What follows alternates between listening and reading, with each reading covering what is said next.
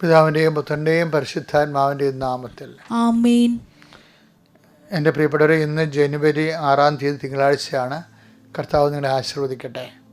അമ്മേ, പരിശുദ്ധ അമ്മേ, അമ്മേ പരിശുദ്ധ ദൈവമാതാവേ, ദൈവമാതാവേ, അന്ന് അങ്ങ് കൃപാസനത്തിൽ പ്രത്യക്ഷപ്പെട്ട് വരാൻ പോകുന്ന മഹാദുരന്തത്തിൽ നിന്ന് രക്ഷപ്പെടാനും എല്ലാവർക്കും വേണ്ടി പ്രാർത്ഥിക്കുവാനും ആവശ്യപ്പെട്ടിട്ട് 20 വർഷം തികയുന്ന ഈ വേളയിൽ കൃപാസനത്തിലൂടെ ഞങ്ങൾക്ക് ഈ ദേശത്തിനും അങ്ങ് മധ്യസ്ഥം തേടി തന്ന എല്ലാ അനുഗ്രഹങ്ങൾക്കും കൃപകൾക്കും ഞങ്ങളിപ്പോൾ ഹൃദയം നിറഞ്ഞ നന്ദി പറയുന്നു. അമ്മേ പരിശുദ്ധമേ, ജപമാല മാതാവേ, സകല കൃപാസനം പ്രാർത്ഥനയോടും ചേർത്ത് ഞങ്ങളിപ്പോൾ പ്രാർത്ഥിക്കുന്ന ഈ കുടുംബത്തിന്റെ പ്രത്യേക നിയോഗം. മക്കളെ, ഇന്നത്തെ ആവശ്യം പറയുക. പരിശുദ്ധമ്മയുടെ മാധ്യസ്ഥത്തില്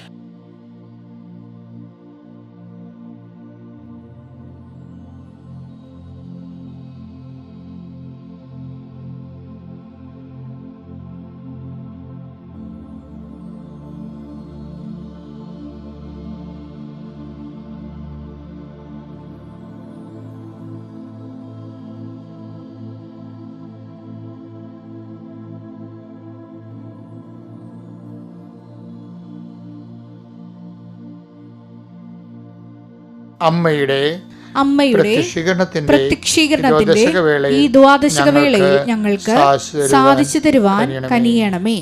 ആമേൻ. ആമേൻ. വിശ്വാസ പ്രമാണം. സർവശക്തനായ പിതാവും ആകാശത്തിന്റെയും ഭൂമിയുടെയും സൃഷ്ടാവുമായ ദൈവത്തിൽ ഞാൻ വിശ്വസിക്കുന്നു. അവിടുത്തെ ഏകപുത്രനും ഞങ്ങളുടെ കർത്താവുമായ ഈശോമിശിഹായിലും ഞാൻ വിശ്വസിക്കുന്നു. ഈ പുത്രൻ പരിശുദ്ധാത്മാവിനാൽ ഗർഭസ്ഥനായി കന്യകാമറിയത്തിൽ നിന്ന് പിറന്ന് പൊന്തിയോസ് പീലാത്തോസിന്റെ കാലത്ത് പീഡകൾ സഹിച്ച് കുരിശിൽ തറയ്ക്കപ്പെട്ട് മരിച്ച് അടക്കപ്പെട്ട് പാതാളങ്ങളിൽ ഇറങ്ങി മരിച്ചവരുടെ ഇടയിൽ നിന്ന് 3-ാം നാൾ ഉയർത്ത് സ്വർഗത്തിലേക്ക് എഴുന്നള്ളി സർവശക്തിയുള്ള പിതാവായ ദൈവത്തിന്റെ വലതുഭാഗത്തിരിക്കുന്നു. അവിടെ നിന്ന് ജീവിക്കുന്നവരെയും മരിച്ചവരെയും വിധിക്കുവാൻ വരുമെന്നും ഞാൻ വിശ്വസിക്കുന്നു. പരിശുദ്ധാത്മാവിലും ഞാൻ വിശ്വസിക്കുന്നു.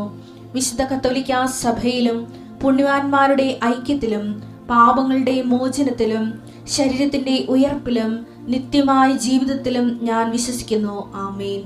സ്വർഗ്ഗസ്ഥനായ ഞങ്ങളുടെ പിതാവേ, അങ്ങയുടെ നാമം പൂജിതമാകണമേ. അങ്ങയുടെ രാജ്യം വരണമേ. അങ്ങയുടെ തിരുമനസ് സ്വർഗത്തിലെ പോലെ ഭൂമിയിലും ആകണമേ. അന്നു വേണ്ടുന്ന ആഹാരം ഇന്ന് ഞങ്ങൾക്ക് തരണമേ. ഞങ്ങളോട് തെറ്റ് ചെയ്യുന്നവരോട് ഞങ്ങൾ ക്ഷമിക്കുന്നത് പോലെ ഞങ്ങളുടെ തെറ്റുകൾ ഞങ്ങളോടും ക്ഷമിക്കണമേ. ഞങ്ങളെ പ്രലോഭനത്തിൽ ഉൾപ്പെടുത്തരുതേ, തിന്മയിൽ ഞങ്ങൾ രക്ഷിക്കണമേ. ആമേൻ. നന്മ നിറഞ്ഞ മറിയമേ, സ്വസ്തി. കർത്താവ് അങ്ങയുടെ കൂടെ സ്ത്രീകളിൽ അങ്ങ് അനുഗ്രഹിക്കപ്പെട്ടവളാകുന്നു. അങ്ങയുടെ ഉദരത്തിൻ ഫലമായി ഈശോ അനുഗ്രഹിക്കപ്പെട്ടവനാകുന്നു. പരിശുദ്ധ മറിയമേ, തമ്പുരാന്റെ അമ്മേ, പാപികളായ ഞങ്ങൾക്ക് വേണ്ടി ഇപ്പോഴും ഞങ്ങളുടെ മരണസമയത്തും തമ്പുരാനോട് അപേക്ഷിക്കണമേ. ആമേൻ. കർത്താവേ, നിന്റെ ഉന്നതമായ നാമത്തിന് സ്വസ്ഥം ചെയ്യുന്നു. കർത്താവേ, നിന്റെ വിശുദ്ധ പൗരോഹിത്യത്തെ മഹത്വപ്പെടുത്തണമേ. കർത്താവേ, സഭയിലുള്ള സാന്നിധ്യം പ്രകടമാക്കണമേ. അമ്മേ, പരിശുദ്ധമേ, ദേവമാതാവേ, എല്ലാ മക്കൾക്കും വേണ്ടി പ്രഭാതത്തിൽ മാധ്യസ്ഥം വഹിക്കണമേ. അമ്മേ, അമ്മയുടെ മാധ്യസ്ഥം ഇന്നും മുഴുവൻ നിറഞ്ഞു നിൽക്കണമേ. ഞങ്ങൾ വീണ്ടും എല്ലാ ഉത്തരവാദിത്തവും നിറവേറ്റിക്കൊണ്ട് തിരിച്ച് ഭവനത്തിലേക്ക് വരുന്നത് വരെ, ഞങ്ങൾ വിശ്രമിക്കുന്ന ഇടങ്ങളിലേക്ക് ചെല്ലുന്നത് വരെ അമ്മയുടെ മാധ്യസ്ഥം ഞങ്ങളിൽ നിറഞ്ഞു നിൽക്കണമേ. ഈ പ്രാർത്ഥനയിൽ പങ്കെടുക്കുന്ന ഓരോ മക്കൾക്കും അങ്ങ് നിറഞ്ഞു നിൽക്കണം പ്രാർത്ഥിക്കുന്നു. എൻ്റെ കർത്താവിൻ്റെ ഉന്നതമായ നാമത്തെ ആശ്രയിക്കപ്പെടട്ടെ. എൻ്റെ കർത്താവിൻ്റെ തിരുമുറിയാടുന്ന വലതുകരത്തിൻ്റെ ശക്തിയാൽ നിങ്ങൾ ആശ്രയിക്കപ്പെടട്ടെ. നമ്മുടെ കർത്താവിൻ്റെ മുൾക്കടത്ത് ഒഴുകുന്ന വിശുദ്ധമായ രക്തത്തിൻ്റെ ശക്തിയാൽ നിങ്ങൾ ആശ്രയിക്കപ്പെടട്ടെ. കർത്താവിൻ്റെ ഉന്നതമായ നാമത്തെ നിങ്ങൾ ആശ്രയിക്കപ്പെടട്ടെ. ഇന്ന് വരെ കൃപാസനത്തിൽ അർപ്പിച്ചിട്ടുള്ള ആയിരക്കണക്കിന് ദേവബലിയുടെ ശക്തിയാൽ നിങ്ങൾ ആശ്രയിക്കപ്പെടട്ടെ. ഇന്നു മുതൽ കൃപാസനം നടന്നിട്ടുള്ള 10,000-കണക്കിന് ആരാധന ശക്തിയാൽ നിങ്ങൾ ഇന്നത്തെ ദിവസം ആശ്രയിക്കപ്പെടട്ടെ. ഞാൻ കരയിലും കടലിലും നടത്തിയിട്ടുള്ള ആയിരക്കണക്കിന് ധ്യാനങ്ങളുടെ ശക്തിയാൽ നിങ്ങൾ ആശ്രയിക്കപ്പെടട്ടെ. എൻ്റെ കർത്താവിൻ്റെ ഉന്നതമായ നാമത്തിൽ നിങ്ങളെ ഭാരപ്പെടുന്ന വിഷയത്തിന് മേൽ ദൈവതീരുമാനം ഉണ്ടാകട്ടെ. നിങ്ങളെ ഭാരപ്പെടുന്ന വിഷയത്തിന് മേൽ ഇന്ന് ദൈവതീരുമാനം ഉണ്ടാകട്ടെ. നിങ്ങളെ പ്രതിരോധിക്കുന്ന വ്യക്തികൾ ഇന്ന് യേശുക്രിസ്തു നീങ്ങിപ്പോകട്ടെ. നിങ്ങളെ പ്രതിരോധിക്കുന്ന വ്യക്തികൾ ഇന്ന് യേശുനാമം നീങ്ങിപ്പോകട്ടെ. നിങ്ങളെ അഭിമുഖീകരിക്കുന്ന തടസ്സങ്ങൾ ഇന്ന് ഉത്തിതനായ കർത്താവിന് ശക്തിയാൽ മാറിപ്പോകട്ടെ. നിങ്ങൾ അഭിമുഖീകരിക്കുന്ന തടസ്സങ്ങൾ യേശുക്രിസ്തു ശക്തിയാൽ മാറിപ്പോകട്ടെ. കർത്താവെ കടന്നു വരണമേ, കർത്താവെ ശക്തി ഒഴുക്കണമേ. കർത്താവെ ഈ പ്രാർത്ഥനയിൽ ഭക്തിയോടെ പങ്കെടുക്കുന്ന 10,000-കണക്കിന് മനുഷ്യരുണ്ട് കർത്താവെ. അവരെല്ലാം നീ ആശീർവദിക്കണം. അവിടെ ഇടങ്ങളിലെല്ലാം നീ കയറി ചെല്ലണം. അവിടെ സങ്കടങ്ങളിലും ഒറ്റപ്പെട്ടു പോയ നിമിഷങ്ങളിലെല്ലാം കർത്താവിൻ്റെ ശക്തി നിങ്ങളിലേക്ക് ആപസിക്കട്ടെ. കർത്താവെ നിങ്ങളുടെ മക്കളെ നിങ്ങളുടെ സാമ്പത്തികമായ ജീവിത വിഷയങ്ങൾ, നിങ്ങളുടെ കുടുംബത്തിലുണ്ടാകുന്ന മക്കളെക്കുറിച്ചുള്ള വേദനകൾ, ജീവിത പങ്കാളിയെക്കുറിച്ചുള്ള നൊമ്പരങ്ങൾ, നിൻ്റെ ഭവനത്തെ നിൻ്റെ പാർപ്പിടത്തെക്കുറിച്ചുള്ള സങ്കടങ്ങൾ, യേശുക്രിസ്തു നാമത്തിൽ അത് പരിഹരിക്കാനുള്ള നിൻ്റെ മുഴുവൻ ഉദ്യമങ്ങൾ, നിൻ്റെ വീട്ടിൽ വെള്ളം കയറാതെ തറ ഈർക്കാതെ നിൻ്റെ സ്ഥലങ്ങളെല്ലാം പല വ്യക്തികളും കുടുംബത്തിൽ പലതര ശ്വാസം മുട്ട അനുഭവിക്കുന്നുണ്ട്. ചില ആൾക്കാർ ചില സൈഡിലൊക്കെ കാട് വളർന്നു നിൽക്കുന്ന കാരണം അതിൽ ഉടയക്കാലം വെട്ടണമില്ല, പാമ്പുകളെല്ലാം നമ്മുടെ വീട്ടിൽ കയറി വരുന്നു, പറഞ്ഞിട്ട് കേൾക്കണമില്ല, അങ്ങനെ വിഷമിക്കുന്നവരുണ്ട്. അതുപോലെ തന്നെ മറ്റുള്ളവരൊക്കെ തീയും പുകയൊക്കെ ഇടുമ്പോഴും അതുപോലെ സമീപത്തുള്ള ഫാക്ടറികളിൽ നിന്നുമൊക്കെ എല്ലാം അതുപോലെ തന്നെ മറ്റു തരത്തിലുള്ള മൃഗങ്ങളെയും മറ്റു ജീവികളെയും വളർത്തുന്ന മൂലം അതുപോലെ തന്നെ പൊടിയുടെ യന്ത്രങ്ങൾ മൂലമൊക്കെ ഒത്തിരി പൊടിയും ശ്വാസവും മുട്ടി കർത്താവ് പലതരത്തിൽ ചില സ്വരത്തിലൊക്കെ പാട്ട് വെച്ചിട്ട് മക്കൾക്ക് പഠിക്കാൻ പോലും പറ്റാത്ത രീതിയിൽ ഇങ്ങനെ ഇവിടുന്ന് എവിടെയെങ്കിലും വിറ്റ് ചുട്ട് എവിടെയെങ്കിലും പോയി ഒളിച്ചാൽ മതിയെന്ന് വിചാരിച്ചുകൊണ്ട് സങ്കടപ്പെടുന്നവർ ശ്വാസം മുട്ടി മനസ്സ് മടുത്ത് ജീവിക്കുന്നവരുണ്ട്. ഈശോയെ അവരെ എല്ലാം നീ ആശീർവദിക്കണം. അവരെ എല്ലാം സാഹചര്യം പൊക്കിയെടുത്തുകൊണ്ട് വരണം കർത്താവെ. പലരും കർത്താവെ പലതരത്തിലുള്ള മലീമസമായ ജീവിത സാഹചര്യങ്ങളിൽ പെട്ടുപോയിരിക്കുന്നവരുണ്ട് ഈശോയെ. ചിലർക്ക് വഴിയില്ല, ചിലർക്ക് മണിക്കൂറോളം നടക്കണം ചില കാര്യങ്ങൾ നേടാൻ വേണ്ടി. അങ്ങനെയുള്ള ജീവിത സാഹചര്യങ്ങളിൽ ദുരിതം അനുഭവിക്കുന്നുണ്ട് ഈശോയെ. ചിലർ മലമുകളിൽ താമസിക്കുന്നു, ചിലർ കടലറ്റത്ത് താമസിക്കുന്നു, അത് ക്ഷോഭകാലങ്ങളിൽ എല്ലാം എപ്പോഴും വിറങ്ങലിച്ച് ജീവിക്കുന്നു. ചിലർ ജോലി കാരണം ആ ജോലി ഇനി ചെയ്ത് മുന്നോട്ട് പോകാൻ പറ്റാത്ത അവസ്ഥ വരുന്നു, പക്ഷേ അത് ജീവിക്കാൻ മാർഗമില്ലാതെ വരുന്നു. കർത്താവ് ഓരോരോ ദുരിതങ്ങൾ അനുഭവിക്കുന്നവരെല്ലാം 1-4 അനുസരിച്ച് കൊണ്ട് help those who have all kind of troubles, എല്ലാ തരത്തിലും ദുരിതം അനുഭവിക്കുന്നവരെ സഹായിക്കാൻ പറഞ്ഞ ദൈവത്തിൻ്റെ സഹായഹസ്തം നിങ്ങളെ ആവശ്യിക്കട്ടെ എന്ന് പ്രാർത്ഥിക്കുന്നു. മക്കളെക്കുറിച്ച് വേവലാതി കൊള്ളുന്നവർ പഠിക്കണത് തലക്കയറുന്നില്ല, പഠിക്കുന്ന പരീക്ഷ കിട്ടുന്നില്ല, ക്ലാസ്സിൽ എപ്പോഴും ആക്ഷേപപാത്രമാകുന്നു, ക്ലാസ്സിൽ എപ്പോഴും മാർക്ക് കുറഞ്ഞു പോകുന്നു, ഇനി ആ സ്കൂളിൽ പഠിക്കണില്ല, അവിടെ പോകുന്നില്ല എന്നൊക്കെ പറഞ്ഞുകൊണ്ട് മാസങ്ങളായിട്ട് ഡിപ്രഷൻ അടിച്ച് പഠനം മുടക്കിയിരിക്കുന്ന മക്കളെ കർത്താവ് നീ ആശീർവദിക്കാൻ പ്രാർത്ഥിക്കുന്നു. കർത്താവ് തമ്മിൽ പറഞ്ഞ വഴക്ക് ഒരിക്കലും ശ്രമിക്കാൻ പറ്റുന്നില്ല. ഇനി വഴക്കൊന്നും വേണ്ട, ഒരുമിച്ച് സഹിച്ചു പോകാമെന്നൊക്കെ പറഞ്ഞാലും സഹിക്കാൻ പറ്റാത്ത രീതിയിൽ എപ്പോഴും വിഷയങ്ങളുണ്ടാകുന്ന പൊട്ടിത്തെറിക്കുന്ന കുടുംബങ്ങളിൽ കർത്താവ് നീ കയറി ചെല്ലുന്ന പ്രാർത്ഥിക്കുന്നു. എൻ്റെ കർത്താവിൻ്റെ മാസങ്ങളായി വർഷങ്ങളായി പലതരത്തിലുള്ള സന്ധിപ്പ് കിട്ടാത്ത പ്രായമായവരെ കാണിക്കുന്നുണ്ട്. അവർ വിവിധ പല സ്ഥലങ്ങളിൽ മാനസിക രോഗ ആശുപത്രികളിലും അതുപോലെ മനോരോഗ ആശുപത്രിയിലും കിടപ്പ് രോഗികളായിട്ടുള്ളവർ കർത്താവ് പല രോഗങ്ങളെക്കുറിച്ച് രാത്രി എങ്ങനെ കഴിച്ചു കൂട്ടും, ഇന്ന് ആ രാത്രി രോഗം വരല്ലേ എന്നൊക്കെ ഓർത്തുകൊണ്ട് വേവലാതി കൊണ്ട് കണ്ണീരോടെ പ്രാർത്ഥിക്കുന്ന മക്കളെ നീ സന്ധിക്കണമേ. എൻ്റെ കർത്താവിൻ്റെ ഉന്നതമായ നാമത്തിൽ സഭയുടെ അധികാരത്തെക്കുറിച്ചിൻ്റെ അടയാളം ദൈവശക്തിയാൽ ഈ നിമിഷം ദൈവത്തിൻ്റെ കാറ്റ് നിങ്ങളിലേക്ക് ആവശ്യിക്കട്ടെ.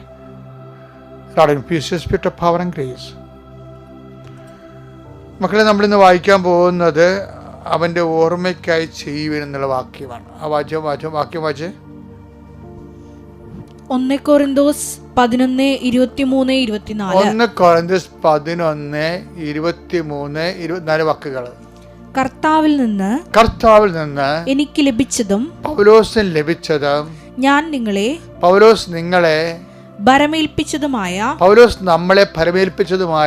കാര്യം ഇതാണ്.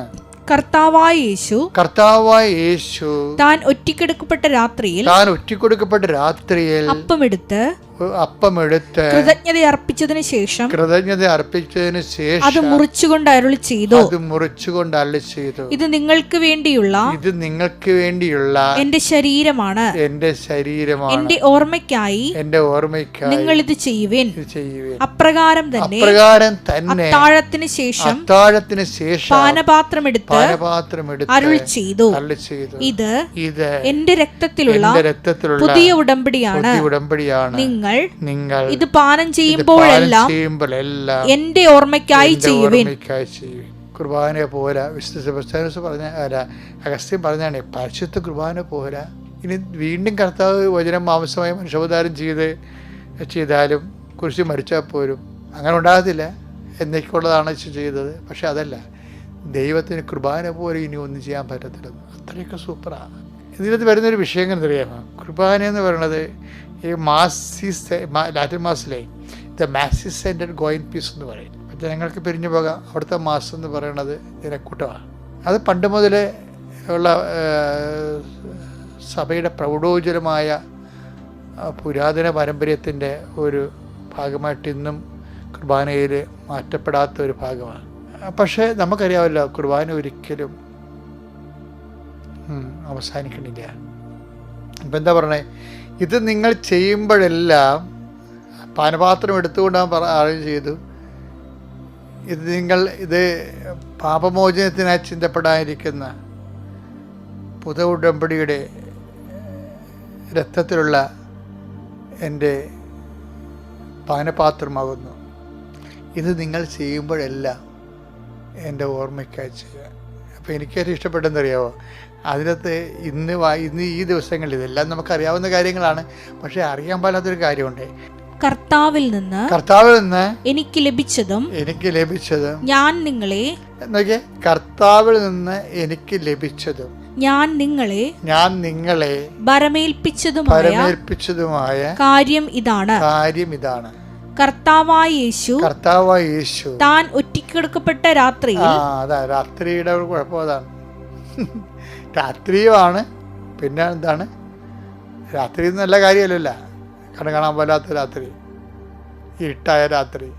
ഇരുട്ടുമ്പോഴാണല്ലേ ഒറ്റക്കൊടുക്കപ്പൊക്കെ വരുന്നത്. അപ്പോൾ ഈ ഒരു ക്ലേശമായിട്ട് ഒറ്റക്ക് വരത്തില്ലേ, വരുമ്പോൾ എല്ലാം കൂടിയേ വരത്തുള്ളൂ. ഒറ്റക്കൊടുക്കപ്പെട്ട രാത്രിയിൽ കണ്ട, കർത്താവിൽ നിന്ന് എനിക്ക് കയ്യേൽപ്പിച്ച് തന്നത് എന്താണെന്നറിയാമോ?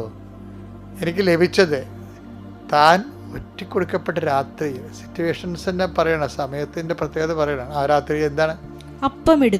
അവൻ അപ്പം എടുത്ത് കൃതജ്ഞത അർപ്പിച്ചതിന് ശേഷം, ഒറ്റക്കൊടുക്കപ്പെട്ട രാത്രിയിൽ എന്താണ് ഈശോ ചെയ്യണത്? കൃതജ്ഞത അർപ്പിച്ചെന്ന്. അതാണ് കുർബാനയുടെ ആഴം എന്ന് പറയുന്നത്. നമ്മുടെ രാത്രികളെ ഒറ്റക്കൊടുക്കപ്പെട്ട നൊമ്പരമില്ലേ, ആ നൊമ്പരത്തെ കൃതജ്ഞതയാക്കിയാണ് മാറ്റുന്നത് ഈശോ. അത് എൻ്റെ മക്കളെ, ഒരു കാര്യം ഭയങ്കരമായ സത്യമാണ്. ഞാനിപ്പോൾ മാതാവിനെ നേരിട്ട് കണ്ടുകൊണ്ട് പറയുകയല്ല, അതിപ്പോൾ ഒരു കുറവായിട്ട് ചില സമയത്ത് തോന്നും. ഇപ്പം ഈ അമ്മയെ കണ്ടപ്പം നിത്യത എന്താണെന്ന് ഞാൻ കണ്ടില്ലേ? കണ്ടത് പിന്നെ വിശ്വാസമല്ലല്ലോ, കണ്ടത് നമ്മൾ അനുഭവിച്ചല്ലേ. അപ്പം അതുപോലെയുള്ള പ്രശ്നങ്ങൾ വെച്ചാൽ കുർബാനയിൽ എന്തുകൊണ്ടാണ് ഇങ്ങനെ? ഇപ്പോൾ ഒരേ സമയം തന്നെ എന്താ സംഭവം? രാത്രിയുമായി ഒറ്റക്കൊടുക്കപ്പെടുകയും ചെയ്തു. ഈ ഒറ്റക്കൊടുക്കപ്പെട്ടവൻ്റെ രാത്രികളിലെ ഈശോ ചെയ്തത് എന്താണ്? കൃതജ്ഞത പ്രകാശിപ്പിച്ചെന്നാ പറയണം. ആ ഈശോയിലേക്ക് ഭയങ്കര ദൂരമാണ്. എല്ലാവരും ആൾത്തർ ക്രിസ്തുസൊക്കെ, ഞങ്ങൾ സെമിനാരി പഠിക്കുന്ന സമയത്തൊക്കെ എപ്പോഴും പറയും വൈദികൻ ആൾത്തർ ക്രിസ്തുസാന്ന് പറയും. അപ്പം ഞാനത് വലിയ ഭയഭക്തിയോടെ അംഗീകരിച്ച് ഇപ്പോഴും അംഗീകരിക്കുന്നുണ്ട്. കാര്യം സഭയുടെ പഠനങ്ങൾ അതാണ്. പക്ഷെ അതല്ല പ്രശ്നം. അതൊക്കെ എന്തുമാത്രം ദൂരമാണെന്നറിയാവോ?